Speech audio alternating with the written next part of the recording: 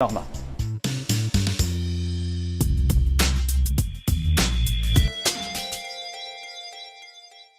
Bonsoir. Un aura de mystère entoure l'affaire Dupont à Trois-Rivières. C'est ce policier qui a été retrouvé mort dans sa voiture en 1969. Est-ce que c'était un meurtre, un suicide?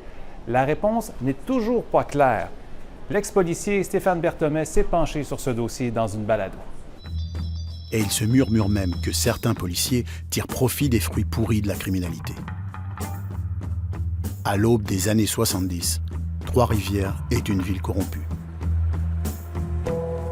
Stéphane Berthommet, l'affaire Dupont fascine depuis environ 50 ans ici à Trois-Rivières.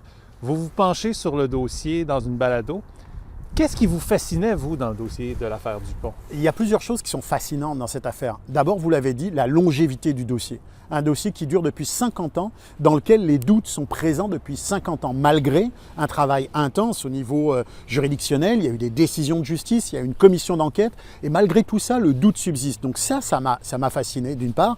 Et d'autre part, il y a un élément que j'ai trouvé absolument stupéfiant, que je ne connaissais pas du tout, et que peu de gens connaissent au fond, c'est la ville de Trois-Rivières dans les années 70, qui est pour moi un véritable personnage de la balado, une ville qui est rongée par le gangstérisme, la corruption, la prostitution, le jeu, et où on a identifié clairement la présence de la mafia, pas n'importe quelle mafia, la mafia new-yorkaise, le clan des Cotroni, donc des gens extrêmement sérieux en termes de criminalité. Une ville, la mafia, des élus et des policiers corrompus. Un vrai film de bandits fait au Québec. Et comme dans les films noirs, il y a des mystères non résolus, des gens qui savent et qui se sont tus, des témoins qui ont tout oublié et des morts. La petite ville de Trois-Rivières, avec ses 50 000 habitants environ dans les années 70, a non seulement contribué à créer la première commission d'enquête publique sur la police, elle a connu la deuxième et qu'elle a vraisemblablement évolué dans un climat complètement gangréné par le crime.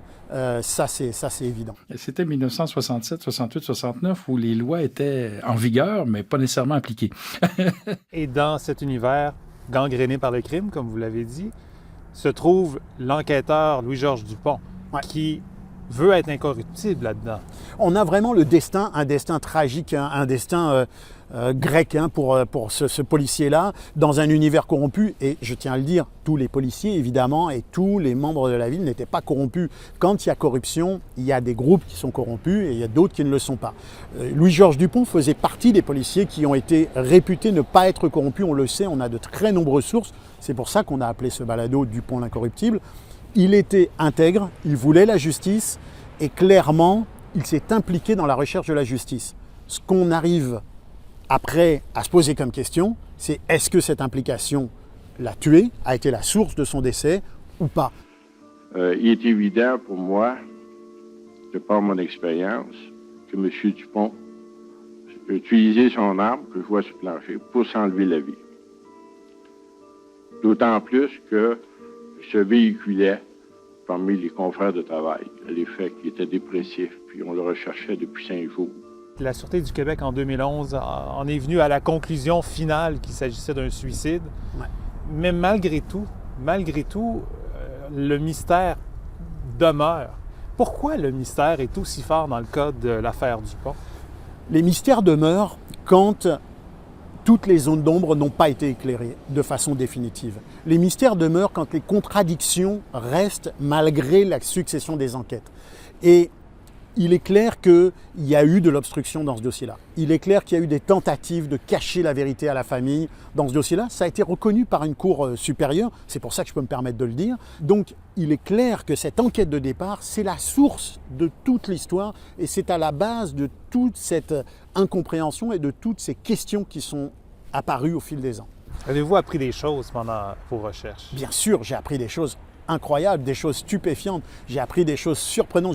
J'ai découvert de nouvelles contradictions dans le dossier qui n'étaient apparues jusqu'à présent clairement nulle part. On a trouvé des témoins qui viennent encore poser des nouvelles questions. Donc oui, on a étrangement presque autant de questions maintenant, si ce n'est plus, qu'on en avait au début de notre enquête, mais on a quand même quelques pistes de réponse très intéressantes.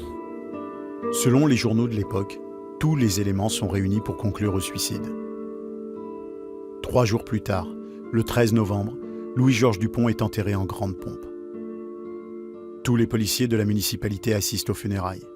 Cette affaire-là n'est pas le résultat d'un simple suicide d'un policier sans aucune autre raison qu'un mal-vivre ou des dettes financières. Ça, c'est sûr, à mon avis. Il y a d'autres conclusions, il y a des circonstances qui doivent mener à d'autres conclusions. Votre balado disponible sur notre site Internet, dont l'adresse apparaît dans le bas de l'écran. Stéphane Berthommet. Merci. Merci, fascinant ce dossier. Très intéressant, merci. La mort de Louis-Georges Dupont est, encore aujourd'hui, l'une des plus étranges affaires policières de l'histoire du Québec.